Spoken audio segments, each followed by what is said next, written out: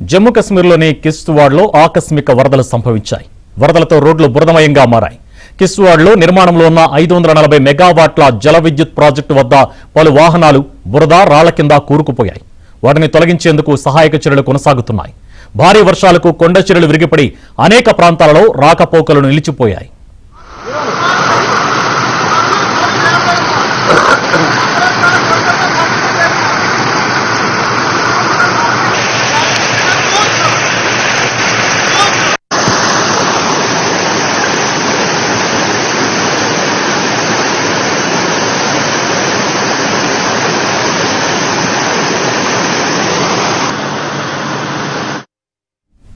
ఎడతెరిపి లేకుండా వర్షాలు కురుస్తుండడం వల్ల ప్రాజెక్టు సైట్కు వెళ్లే రహదారిపై భారీ పరిణామంలో కొండచర్యలు విరిగిపడ్డాయి.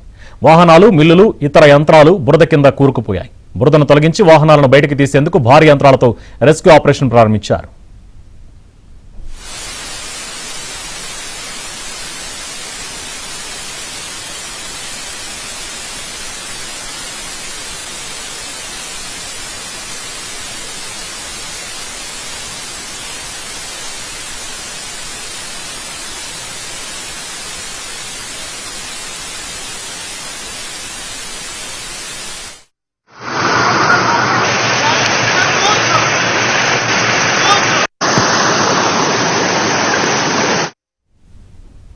ఎన్డీఆర్ఎఫ్, ఎస్డీఆర్ఎఫ్, ఆర్మీ సిబ్బంది రెస్క్యూ ఆపరేషన్లో పాల్గొన్నారు. ప్రజలు, పర్యాటకులకు సహాయం అందించేందుకు కంట్రోల్ రూమ్, హెల్ప్ డెస్క్లను ఏర్పాటు చేశారు.